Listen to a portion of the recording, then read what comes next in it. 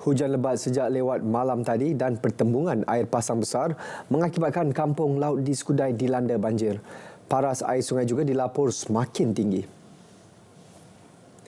Pasukan penyelamat sedang mengatur operasi bagi memindahkan penduduk sekitar ke PPS.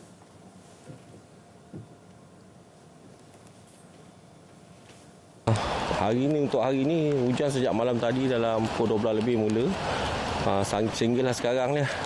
Jadi untuk banjir kilat yang pernah berlaku ni macam sepanjang Disember hari tu, kami adik-beradik pun dah 4 kali 5 kali basuh rumah.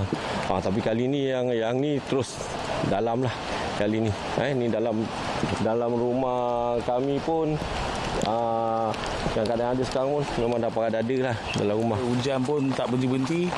Lepas tu air pun makin lama makin naik ni. Dah lebih kurang dekat 1 meter lebih. Dia dah berapa hari dah ni. Dah dekat 2 minggu dah air hujan kan. Lepas tu 2 minggu lepas kita pun ada naiki air ke, tapi tak dalam macam ni. Kira-kira 70% jalan persekutuan yang rosak di Johor termasuk FT03, Mersing, Kota Tinggi, Johor Bahru telah dibaiki. Kata Menteri Besar Dato' Onn Hafiz Ghazi, kerja-kerja menyelenggara dan menaik taraf selebihnya dijangka selesai tahun ini demi menjamin keselamatan pengguna. Perkara ini dimaklumkan beliau selepas melawat projek hentian rehat dan rawat Tenggaruh. Mengulas mengenai projek RNR Tenggaruh, beliau berkata hentian yang menjadi laluan utama pengguna ke Pantai Timur dengan kos keseluruhan RM8.2 juta dijangka siap akhir tahun depan. Beliau turut menasihatkan orang ramai agar mengutamakan keselamatan diri dan keluarga serta mengikut arahan pihak berwajib berikutan keadaan cuaca tidak menentu di Johor. Kedinamikan adat Perpatih memberi impak pertumbuhan ekonomi serta pelancongan Negeri Sembilan. Kerajaan negeri yakin penganjuran program yang mengetengahkan keunikan adat Perpatih berupaya menarik pertambahan pengunjung dan pelancong ke negeri itu. Laporan penuh bersama Azlina Kamaluddin. Silakan. Sahih.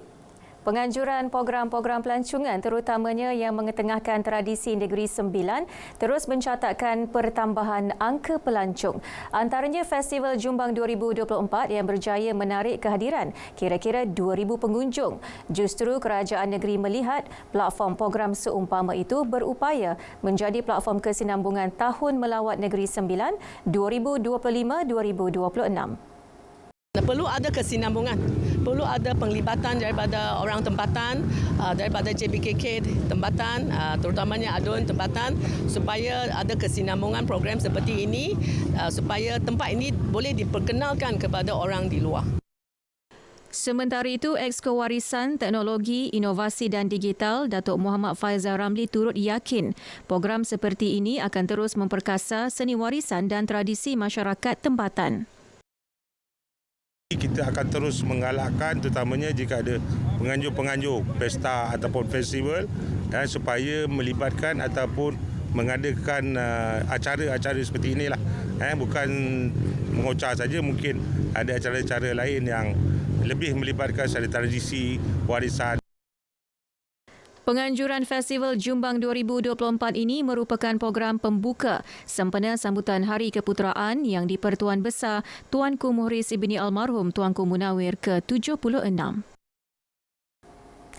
Kerajaan negeri juga sedia memperkasa peranan Ibu Soko. Keperluan itu bagi memastikan peranan figura itu sebagai pakar rujuk adat Perpatih terus kekal relevan. Kepakaran Ibu Soko jelas Adun Seri Menanti Muhammad Sufian Maradzi adalah penting dalam memberi kefahaman khususnya kepada anak buah di setiap suku mereka. Kita nak perkasakan dulu di peringkat anak-anak negeri kita yang ada suku-suku mereka ini. Yang terutama yang 12 suku ini, bagaimana mereka faham dulu adat Perpatih dan juga kita memperluaskan adat Perpatih ini kepada masyarakat luar. Dan kalau boleh kita mahu menjadikan di setiap daerah itu ada satu ekor pelancongan berkenaan dengan ekor pelancongan Perpatih. Beliau berkata demikian pada majlis penutup bengkel memperkasakan peranan Ibu Soko dan menyampaikan sepersalinan baju Ibu Soko Luar Ulu Muar di Balai Adat Kampung Gemetir, Kuala Pilah. Seramai 48 Ibu Soko Luar Ulu Muar hadir bengkel ini. Sementara itu, Setiausaha Kerapatan Adat Luar Ulu Muar, Datuk Perdana Abdul Khalid Ujang menyifatkan bengkel seperti ini meningkatkan kemahiran serta pengetahuan Ibu Soko lama dan baharu sebagai pemegang pusaka adat. Kerana proses penggiliran penggantian itu sentiasa berlaku. Sebab kita tak nak biarkan kosong Ibu Soko ni. Kerana kita merasakan bahawa anak-anak buah sentiasa mencari pemegang pusaka adat ni. Contohnya Ibu Soko dalam majlis keramaian adat, dalam perkahwinan, dalam bukadin, dalam mencari mata benih. Jadi Ibu Soko dia main peranan, dia sangat penting. Sebab dia punya word, kata-kata dia tu memang diguna pakai untuk dalam apa jua acara-acara adat istiadat dalam adat Patih ini. Jambox Nilai, pasar malam moden yang menerapkan elemen adat serta budaya Malaysia. Lokasi berkenaan merupakan serampang dua mata termasuk merancakkan sektor pelancongan. Justru Tunku Besar Tampin, Tunku Said Razman, Tunku Said Idrus Al-Qadri percaya kolaborasi pihak kerajaan dan swasta mampu menyebarluas peranan masing-masing kepada masyarakat. Antaranya seperti penganjuran program jelajah Jom Sedar Jabatan Hal Ehwal Agama Islam Negeri Sembilan. Kita punya ramai pengunjung di sini yang kebanyakan mereka mungkin orang tempatan. Jadi apa-apa kolaborasi antara Jabatan Agama Islam untuk mendekatkan jabatan itu bersama dengan orang ramai boleh diadakan di sini. Jadi informasi dan interaksi antara jabatan dan orang ramai boleh diadakan. Jadi ini tempat platform yang sesuai. Sementara itu, Pengarah Jabatan Penyiaran Negeri Sembilan, Suhana Suratman berkata, kerjasama dengan agensi berkaitan dapat memberi manfaat kepada semua pihak.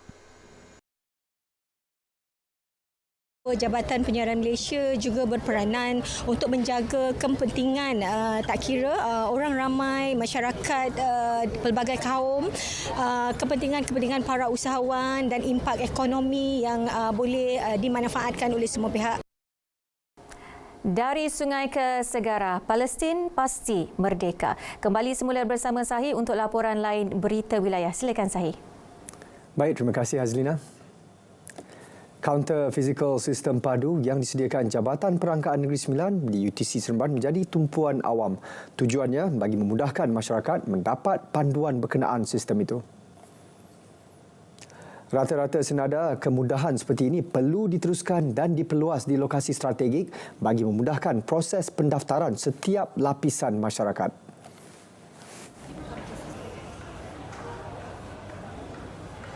Elok-elok yang bagi pendapat saya, rakyat yang ramai tumpu yang ke tempat yang contoh macam supermarket, UTC, elok ada kaunter macam ni. Jadi memudahkan rakyat faham dan tahu. Kadang-kadang orang tak ada masa untuk pergi ke tempat-tempat yang disediakan tu. Kadang-kadang kalau macam ni orang pergi pasar raya singgah boleh tanya dan daftar terus. Saya kira bagus jugalah. Tadi dia servis pun bagus. Saya banyak kali saya cuba-cuba tak boleh. Saya lagi tanya dia pun tolong juga buat. Itu maya baguslah. Kaunter dibuka bermula 9 pagi hingga 5 petang.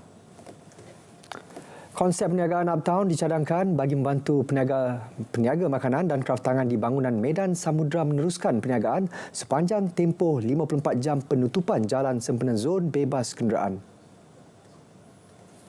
Datuk Bandar Majlis Bandaraya Melaka Bersejarah, Datuk Syahdan Othman berkata, konsep perniagaan itu lebih relevan dan memudahkan peniaga mempromosikan produk jualan secara terus kepada pengunjung yang berjalan kaki di laluan berkenaan. Apabila kami buat car free zone, pergerakan ekonomi kena berjalan bersama. Maksud saya mereka ini boleh dibenarkan berniaga di kawasan sekitar, di dalam kawasan tersebut. Jadi bila penerangan itu dapat kami terangkan kepada mereka dan saya lihat mereka dapat faham dan alhamdulillah saya difahamkan, saya dah minta kepada mereka supaya datang berjumpa dengan pihak kami untuk propose cara perniagaan yang baru.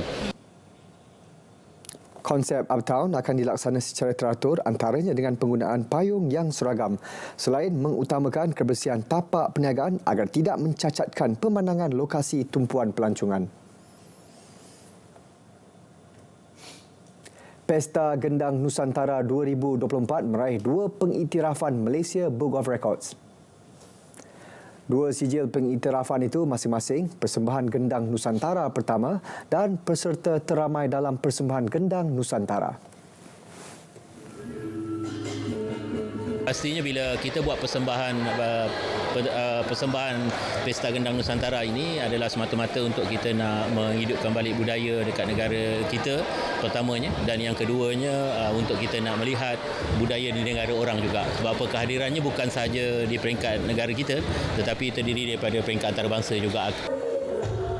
Persembahan perdana Pesta Gendang Nusantara 2024 turut melibatkan kumpulan gendang antarabangsa iaitu Indonesia, Poland, Sri Lanka, Korea dan Thailand. Perkembangan sukan, Johor Darul Takzim JDT mengumumkan melepaskan penyerang berbisa Fernando Forestieri. JDT dalam kenyataan di Facebook memberi penghargaan dan ucapan selamat maju jaya buat pemain kelahiran Argentina itu. Forestieri telah bersama Harimau Selatan selama 2 musim sejak tahun 2022, banyak membantu JDT meraih kejayaan double quadruple. Sepanjang bersama JDT, Forestieri telah meledak 47 jaringan menerusi 69 penampilan.